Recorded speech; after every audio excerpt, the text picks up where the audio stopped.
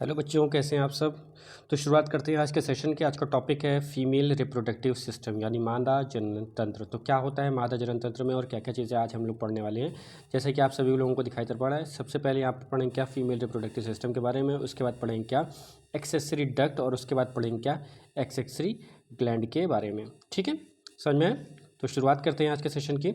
और सबसे पहले हम लोग पढ़ेंगे क्या फीमेल रिप्रोडक्टिव सिस्टम। तो क्या होता है फीमेल रिप्रोडक्टिव सिस्टम, जैसे कि इसमें दिया हुआ है कि फीमेल रिप्रोडक्टिव सिस्टम जो है वो बाह्य जननेंद्रियों और साथ ही साथ अंतः जननेंद्रियों के मिलने के कारण बनता है। सबसे पहले हम लोग देखते हैं क्या कि फीमेल रिप्रोडक्टिव सिस्टम जो होता है उसमें कितने सेक्शन होते हैं। तो एक होता है सबसे पहले वाला जिसको हम लोग बोलते हैं क्या प्राइमरी सेक्शन। क्या बोलते हैं इसको हम लोग प्राइमरी सेक्स ऑर्गन। और दूसरा क्या होता है जिसको हम लोग बोलते हैं क्या सेकेंडरी सेक्स ऑर्गन।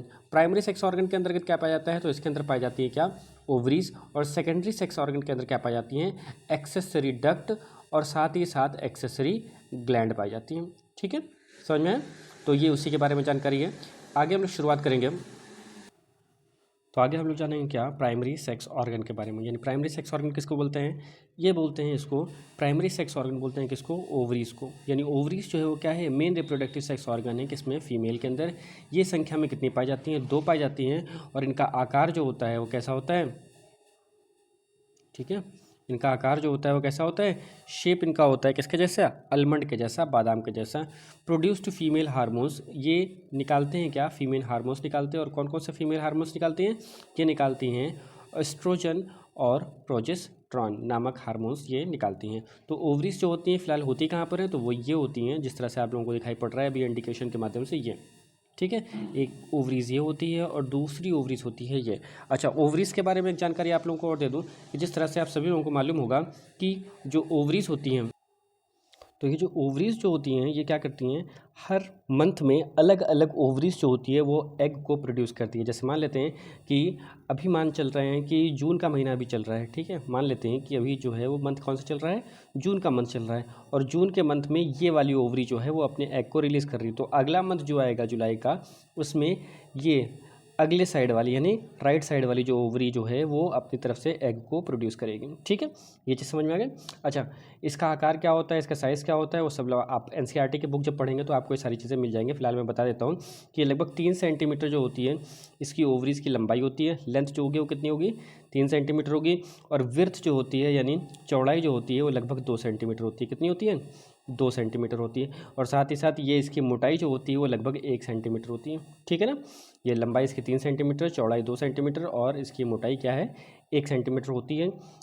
संख्या कितनी होती है, 2 संख्याएं पाई जाती हैं। कहाँ पे पाई जाती हैं, तो फीमेल के पेल्विक वाले हिस्से पे। पेल्विक का मतलब कौन सा, जो आपके नाभि के नीचे का हिस्सा होता है उसको हम लोग क्या बोलते हैं पेल्विक वाला सेक्शन बोलते हैं। ठीक है, श्रोणी मेखला जिसको हिंदी में बोला जाता है। ठीक है, समझ में आ गया।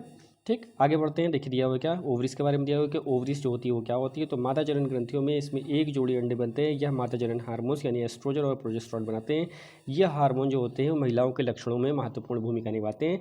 क्या क्या करने के लिए, जैसे उनको महिला बनाने में, जिस तरह से फीमेल के लिए क्या उसके लिए उसके ब्रेस्ट जो होते हैं वही जिससे पता चलता है दूर से कि क्या नाम है, क्या वो क्या है फीमेल है। और साथ ही साथ उसके शरीर का जो आकार होता है उसकी बनावट जो होती है उसके माध्यम से हमको पता चलता है क्या कि वो फीमेल है। ठीक है, तो ये जो होती है ये ओवरीज के माध्यम से जो भी हार्मोन्स जो सिक्रेट करते हैं उसकी वजह से ये कारण पता चलता है। ठीक है, समझ में आ गया। आगे देखते हैं क्या कि इंटरनल स्ट्रक्चर दिखाया जा रहा है किसका, फीमेल का। तो फीमेल के इंटरनल स्ट्रक्चर में जो ओवरी का सेक्शन है उसके बारे में बता रहे हैं। तो ओवरी क्या है, अंडाशय के बारे में जैसे हम देख रहे हैं कि एक स्पष्ट क्या नाम है, एक ओवरी की एक सीधी सीधी काटी गई है। और काटने के बाद में दिखाया गया है कि इसमें कई सारे चरण होते हैं, कई सारे डिम्ब ग्रंथियाँ पाई जाती हैं इसके अंदर। और इसमें कॉर्टेक्स पाया जाता है, इसमें घना और दानेदार दिखाई देने वाले प्रत्येक सारे फॉलिकल पाए जाते हैं। और डिम्बाणु और जनन कोशिकाएं पाई जाती हैं। और यही जो होती हैं क्या पाई जाती हैं, ये फीमेल के अंदर ही पूरा स्ट्रक्चर जो होता है इसी तरह से पाया जाता है। ठीक है, तो जैसे हम इसको पढ़ेंगे आगे तो इसमें हम लोग देखते हैं कि जितने भी इसमें सेक्शन पाए जाते हैं इसमें सबसे बाहर वाला सेक्शन जो होता है, जो ये वाला सेक्शन की बात कर रहे हैं, सबसे बाहर वाली लेयर की बात कर रहे हैं हम लोग, इस वाले सेक्शन की, इस वाले सेक्शन की हम लोग बात कर रहे हैं तो इसको हम लोग क्या बोलते हैं, बाह्य आवरण बोलते हैं, ठीक है।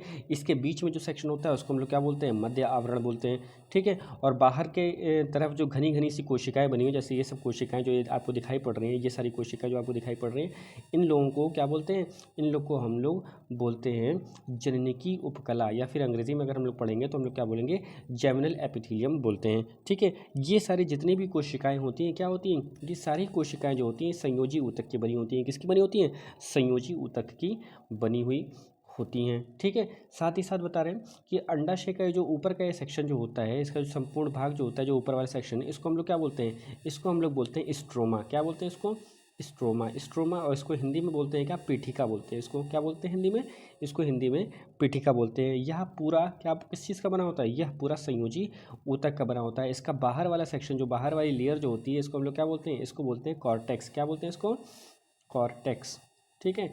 इसको हम लोग क्या बोलते हैं, कॉर्टेक्स बोलते हैं। और इसके अंदर वाला जो सेक्शन होता है इसको हम लोग क्या बोलते हैं, इसको हम लोग बोलते हैं मेडुला। क्या बोलते हैं इसको, मेडुला बोलते हैं, ठीक है। इसमें बहुत सारी जो हैं वो कोशिकाएं पाई जाती हैं, और साथ ही साथ इसमें जो है कई तरह की तंत्रिका कोशिकाएं पाई जाती हैं, ब्लड वेसल्स भी पाई जा रही हैं, फॉलिकल ट्यूब भी पाई जा रही हैं, ठीक है। ये सारी चीज़ें जो होती हैं ये इनके अंदर पाई जाती हैं। और साथ ही साथ इसके अंदर क्या पाया जाता है, ग्राफिकन पुट्टिका भी पाई जाती है। ग्राफिकन पुट्टिका या ग्राफिकन फॉलिसल पाइप बोलते हैं इसको, ठीक है।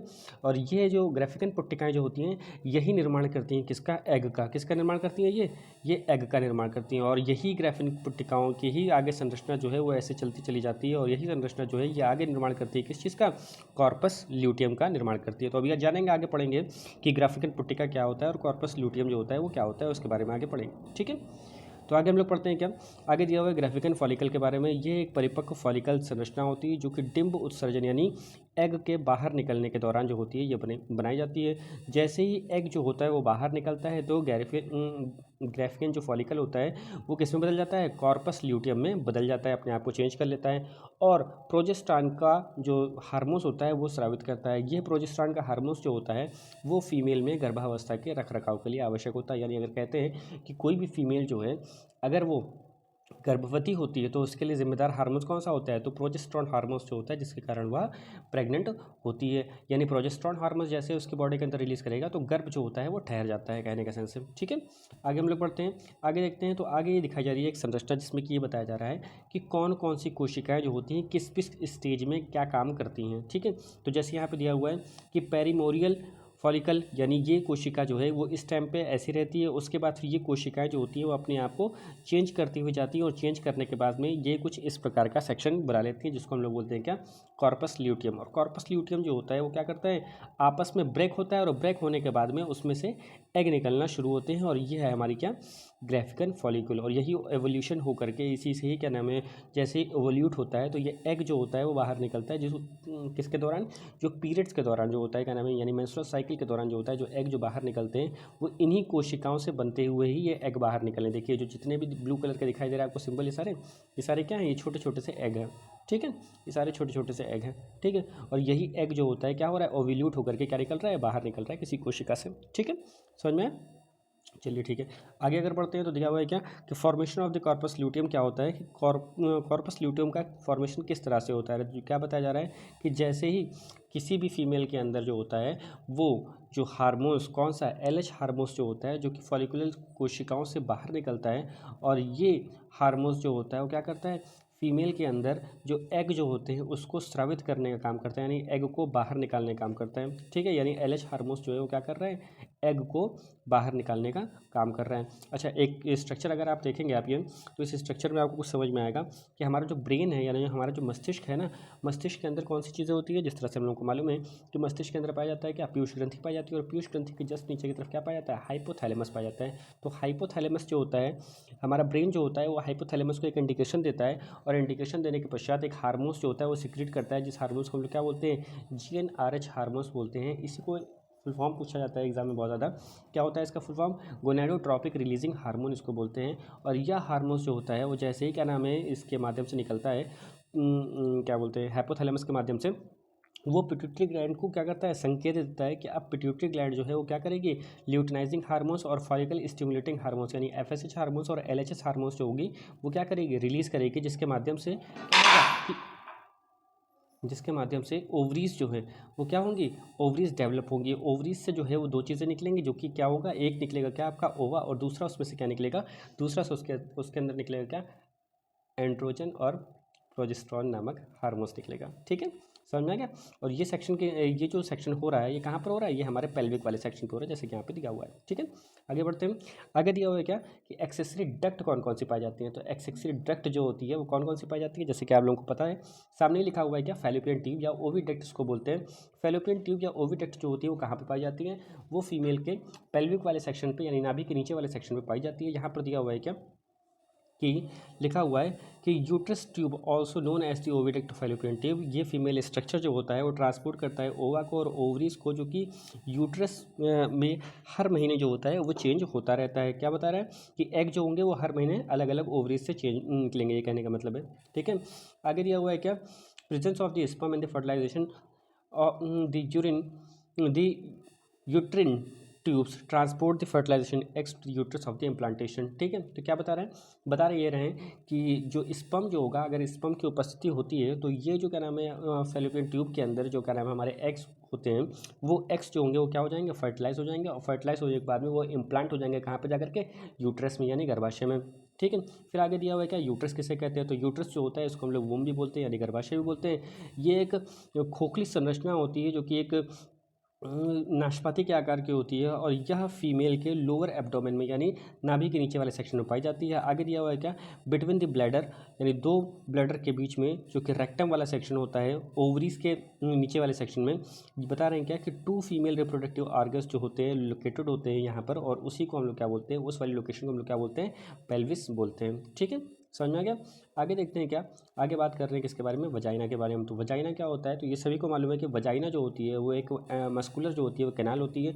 इस मस्कुलर कैनाल के अंदर क्या होती है, नर्व्स पाई जाती है और साथ ही साथ म्यूकस भी पाए जाते हैं। ठीक है, यह जो सर्विक्स वाला सेक्शन होता है इसमें, ठीक है, यही सेक्शन जो होता है वो क्या होता है, मेंस्ट्रुअल साइकिल के लिए भी रिस्पॉन्सिबल होता है, और साथ ही साथ सेक्सुअल इंटरकोर्स के लिए, और साथ ही साथ चाइल्ड बर्थ के लिए भी रिस्पॉन्सिबल होता है। अच्छा, इस वेजिना के अंदर ही एक क्या नाम है, एक लेयर पाई जाती है पतली सी, उसका नाम होता है हीमन लेयर जो होती है वो क्या होती है, वर्जिनिटी के लोग अक्सर हीमन लेयर के ही बोलते हैं कि हीमन लेयर जो है वो रिस्पॉन्सिबल है वर्जिनिटी के लिए। अगर किसी भी फीमेल में ह्यूमन लेयर जो होती है वो ब्रेक हो जाती है तो उसको क्या बोलते हैं कि फीमेल जो है वो वर्जिन नहीं है, जबकि ऐसा नहीं है। आजकल साइंस बहुत आगे चला गया, जिसके कारण हम लोग देखते हैं क्या कि फीमेल जो है वो अगर एक्सरसाइज अधिक करती है, स्विमिंग अधिक करती है, रनिंग अधिक करती है, या इसके अलावा किसी तरह की फिजिकल वर्क को ज़्यादा करती है, तो वहाँ पर वो हीमन जो होती है वो उसकी ऑलरेडी ब्रेक हो जाती है। तो इसके लिए ये कहना कि हाँ फीमेल जो है वो वर्जिन है या नहीं, तो वो इसके लिए रिस्पॉन्सिबल नहीं है। ठीक है, आगे हम लोग आगे बढ़ेंगे तो आगे दिया हुआ है क्या, एक्सेसरी ग्लैंड के बारे में। तो एक्सेसरी ग्लैंड क्या होती है, जैसे कि हम लोग बताया कि सहायक ग्रंथियों की हम लोग बात करेंगे, तो सहायक ग्रंथियाँ जो है वो लगभग 2 प्रकार की होती है, जिसको हम लोग पहला बोलते हैं क्या, बार्थोलिन ग्लैंड, और दूसरी होती है क्या, मेमरी ग्लैंड। अच्छा, मेमरी ग्लैंड से क्या समझते हैं, बार्थोलिन ग्लैंड को हम बाद में समझाते थे, पहले मेमरी ग्लैंड समझते हैं। तो मेमरी ग्लैंड जो होती है वो क्या होती है, जैसे कि हम सभी को मालूम है कि मेमरी ग्लैंड जो होती है वो फीमेल के जो चेस्ट वाला सेक्शन होता है यानी ब्रेस्ट वाला जो सेक्शन होता है वहाँ पे मेमरी ग्लैंड पाई जाती है। और ये मेमरी ग्लैंड जो होती है वो क्या करती है, इंटीरियर एक चेस्ट वॉल जो होती है इसके अंदर क्या होता है कि मिल्क को सेक्रीशन का एक सेक्शन बना होता है, जिसमें क्या नाम है, इसकी जो ग्रंथियाँ होती हैं वो क्या करती हैं, मिल्क को सेक्रेट करती हैं, मिल्क को बनाती हैं और बना करके मिल्क को सेक्रेट करती हैं यानी बाहर निकालने का काम करती हैं। ठीक है, और ये ग्रंथि जो होती है वो फीमेल के बोथ साइड पाई जाती है, मतलब क्या नाम है, दाएं और बाएं दोनों तरफ पाई जाती हैं। ये एक प्रकार का जो होता है वो सेकेंडरी सेक्स ऑर्गन भी है, और साथ ही साथ ये फीमेल की बॉडी के अंदर जो है वो अगले चाइल्ड बर्थ के फीडिंग के लिए भी काम आता है। तो ये मेमरी ग्लैंड जो होती है एक स्तन ग्रंथि उसको बोलते हैं हिंदी में। ठीक है, समझ में आ गया।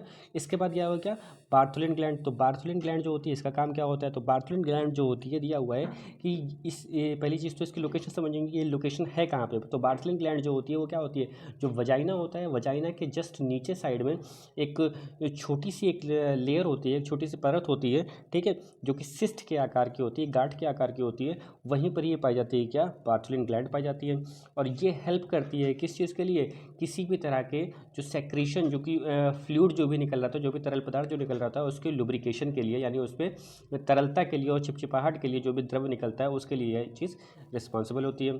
ठीक है, तो समझ में आ गया आप सब लोगों को ये सारी बातें?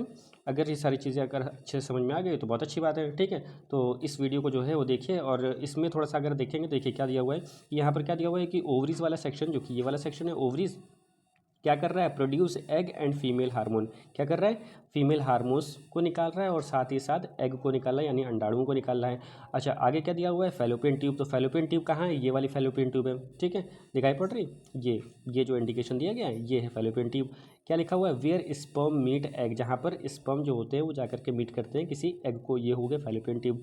अच्छा, अगला दिया हुआ है क्या, यूट्रस, तो यूट्रस क्या होता है, तो यूट्रस ये वाला सेक्शन होता है यूट्रस। ठीक है, तो यूट्रस जो है, ठीक है, यूट्रस जो है उसमें क्या हो रहा है, बेबी ग्रो हेयर, तो यानी बेबी जो है वो कहाँ हो रहा है बड़ा, तो यूट्रस के अंदर हो रहा है। ठीक, फिर उसके बाद क्या पूछ रहा है, सर्विक्स पूछ रहा है, तो सर्विक्स यानी ग्रीवा की बात कर रहे हैं सेक्शन को, तो क्या क्या लिखा हुआ है, डायलेट इन लेबर। ठीक है, तो ये डायलेट करता है यानी फैलाता है किसको, जब लेबर का टाइम होता है। ठीक है, आगे दिया हुआ है क्या, वजाइना, तो वजाइना में क्या लिखा हुआ है, allow for child birth, intercourse and menstrual flow. ठीक है, तो वजाइना का काम क्या होता है, चाइल्ड बर्थ के टाइम पे काम आता है, साथ ही साथ इंटरकोर्स के समय पे इसकी आवश्यकता होती है और मेंस्ट्रुअल फ्लो जो होता है वो इसी रास्ते से होता है। ठीक है, तो ये चीज़ समझ में आ गई आपको? अच्छा, वीडियो कैसा लगा ये बता दीजिएगा, वीडियो को लाइक और सब्सक्राइब जरूर कर दीजिएगा और अगर अच्छा लगा दोस्तों में ज़रूर शेयर कर दीजिएगा। ठीक है, ओके, थैंक यू।